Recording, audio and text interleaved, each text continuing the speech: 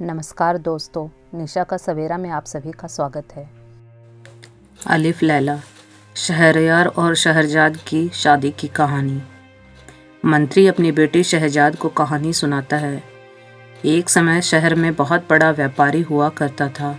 गांव में उसके कई घर, पशुशालाएं और कारखाने थे। एक रोज वह अपने परिवार के साथ गांव आया और अपनी पशुशाला को देखने लगा, जहां एक कोने में खूंटे से बंधा गधा और बैल आपस में बातें कर रहे थे। व्यापारी पशु पक्षियों की भाषा भली भांति समझता था, इसलिए वह कौतूहल से वहां रुक गया और गधे बैल की बात सुनने लगा। बैल गधे को अपनी पीड़ा सुना रहा था। वह कह रहा था कि तू कितना खुशकिस्मत है जो हमेशा मालिक के साथ रहता है। मालिक तेरा ख्याल रखता है, तुझे अच्छा जौ खाने को देता है। बदले में मालिक बस तुझसे इतना ही काम लेता है कि तुझ पर सामान लाद कर या खुद बैठकर कभी कभी कहीं चला जाता है। तेरा जीवन मेरे जीवन से कई गुना अच्छा है। बैल कहता है, मैं बहुत अभागा हूँ, दिन रात मेहनत करता हूँ, बावजूद सुबह उठते ही मालिक मेरी पीठ पर हल टांग कर दिन भर मुझे चाबुक मारता और काम कराता है। खाने के लिए भी सूखा भूसा ही मिलता है। गंदगी गोबर में दिन काटता हूँ। इतना कहते ही बैल मायूस हो जाता है। उसे मायूस देख गधा कहता है, भाई सच में तुम्हारा जीवन बहुत कष्टकारी है। तुम्हारे साथ अन्याय हो रहा है। मैं तुम्हें मालिक के प्रकोप से बचने का उपाय बताता हूँ, तुम वही करना, फिर तुम खुशी से रह पाओगे। बैल ने तपाक से पूछा, क्या सच में ऐसा होगा मेरे दोस्त? जल्दी बताओ, क्या तरकीब है?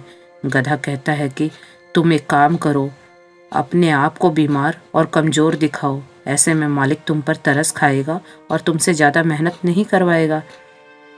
बैल को यह तरकीब अच्छी लगी और वह गधे की बात झट से मान गया। व्यापारी वहाँ खड़ा होकर दोनों की बातें सुन चुका था। अगली सुबह जब हलवाहा खेत जोतने के लिए बैल को लेने गया तो उसने देखा कि बैल अचेत जमीन पर गिरा हुआ है। उसके शरीर में जान नहीं है और वह काफ़ी कमज़ोर लग रहा है।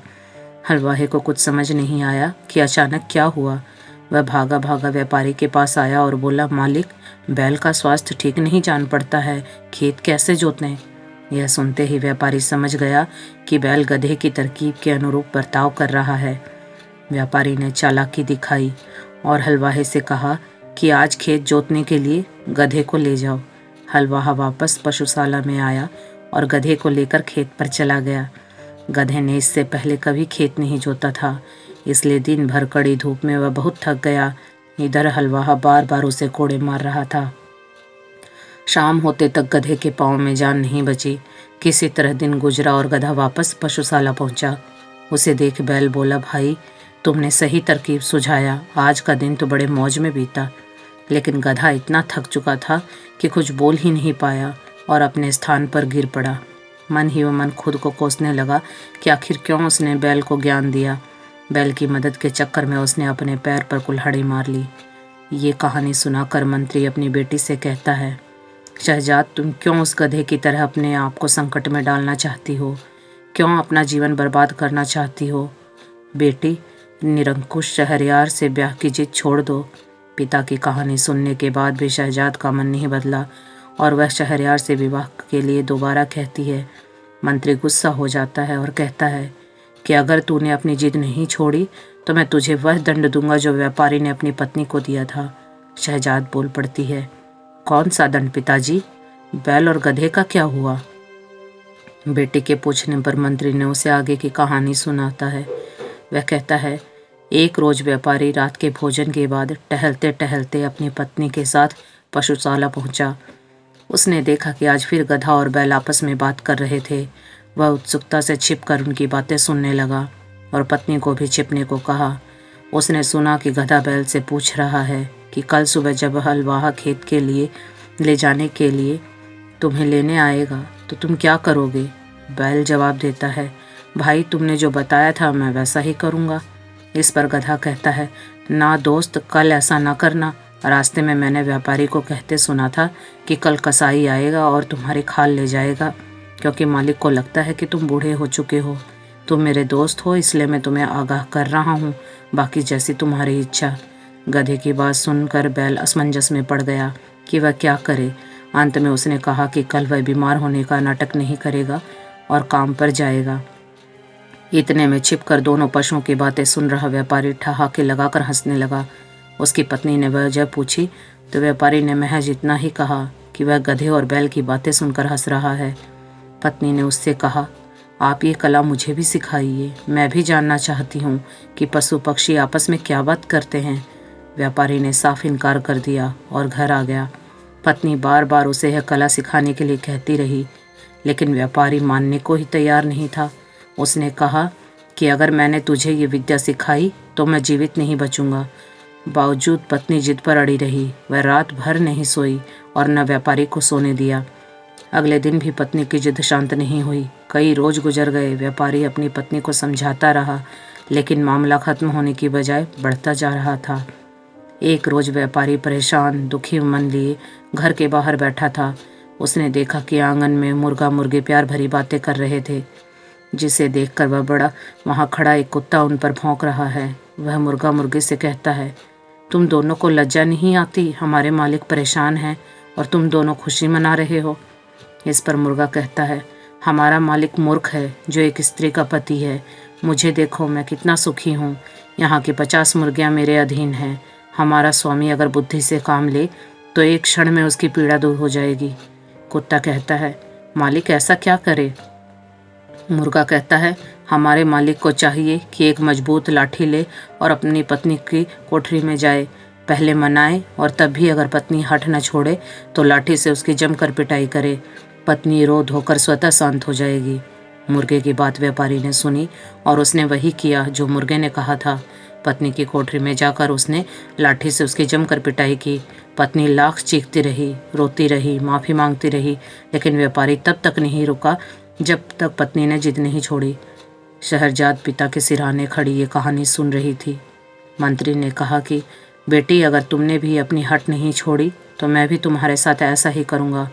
शहरजाद इतने पर भी नहीं मानी और शहरयार से विवाह के फैसले पर कायम रही। उसने मंत्री से कहा, पिताजी, मुझे भी ऐसी कई ऐतिहासिक कहानियाँ मालूम हैं, लेकिन उन्हें कहने का कोई फ़ायदा नहीं है। आप मेरी बात मान लें, अन्यथा मैं खुद आपके खिलाफ जाकर शहरयार से विवाह करने चली जाऊंगी। बेटी की हट के आगे मंत्री ने घुटने टेक दिए और कहा, मैं कल ही शहजादे शहरयार से इसके लिए बात करूंगा। अगले दिन सुबह सुबह मंत्री शहजादे शहरयार के पास पहुंचा और बोला, बादशाह, मेरी बेटी आपके साथ विवाह सूत्र में बंधना चाहती है। मंत्री की बात सुनकर बादशाह को बड़ा आश्चर्य हुआ और उसने कहा, मंत्री, तुम मेरा व्यवहार जानते हो, फिर भी अपनी बेटी को मेरे पास भेज रहे हो, क्यों? मंत्री बोला, बादशाह, मैं बेटी की जिद के आगे विवश हूँ। वह खुद आपसे विवाह करना चाहती है। उसका कहना है कि इस संसार में एक रात किसी की दुल्हन बनकर बिताना और अगले दिन मरना पसंद करेगी। बादशाह को बड़ा आश्चर्य हुआ। उसने कहा, मंत्री, तुम जानते हो कि अगले दिन तुम्हें ही उससे मृत्यु देनी होगी। कहीं उस वक्त तुम कमज़ोर न पड़ जाओ। मंत्री बोला, बादशाह, मैंने अपनी बेटी को समझाया, लेकिन वह नहीं मानती। मेरे लिए आपकी आज्ञा सर्वोपरि है, अतः मैं उसे मृत्यु दंड देने से पीछे नहीं हटूंगा। ये सुनते ही शहजादे शहरयार ने कहा, ठीक है, सब तय है तो देरी किस बात की। जाओ, अभी ही अपनी बेटी को ले आओ। मैं आज रात ही उससे विवाह करूंगा। बादशाह का संदेश लेकर मंत्री अपनी बेटी शहरजाद के पास जाता है और उसे पूरी बात बताता है। शहरजाद यह सुनकर प्रसन्न हुई कि शहजादे उससे विवाह के लिए मान गए। उसने पिता का आभार किया और मन दुखी न करने को कहा। विवाह की तैयारियां हो रही थी कि तभी शहरजाद ने अपनी छोटी बहन दुनियाजाद को बुलाया और उससे एक वचन लिया। शहरजाद ने कहा कि बहन, मुझे वचन दो कि तुम ठीक वैसा ही करोगी जैसा मैं तुम्हें कहूँगी।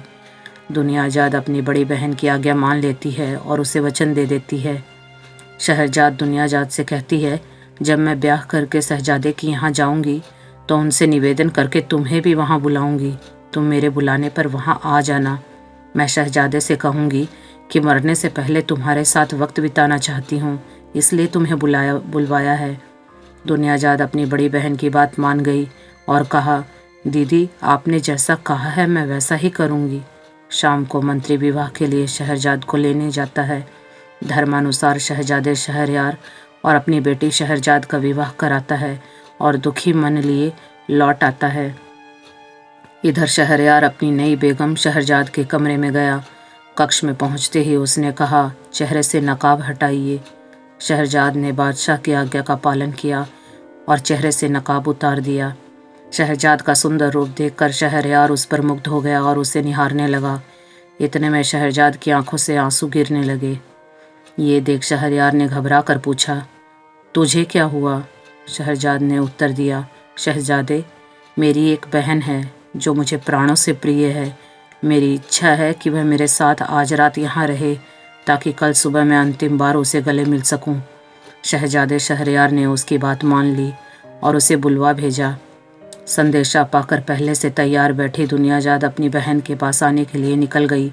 वह महल में आई और अपनी बहन के कक्ष में घुस गई।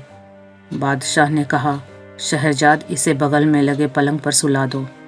शहरजाद ने बादशाह की आज्ञा के मुताबिक बहन को पास के पलंग में सुलाया और खुद बादशाह के साथ शाही पलंग पर सो गई।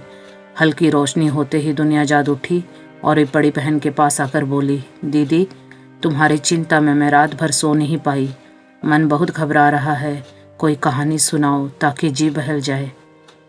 दुनियाजाद की बात सुनकर उसने बादशाह शहरयार की तरफ देखा और उनसे अनुमति मांगी। बादशाह शहरयार ने शहजाद को कहानी सुनाने की अनुमति दे दी। शहजाद ने दुनियाजाद को कौन सी कहानी सुनाई? क्या वह अपनी योजना में कामयाब हुई या अगले दिन शहरयार ने उसे भी मरवा दिया? इन सवालों के जवाब जानने के लिए देखिए अगली वीडियो। धन्यवाद।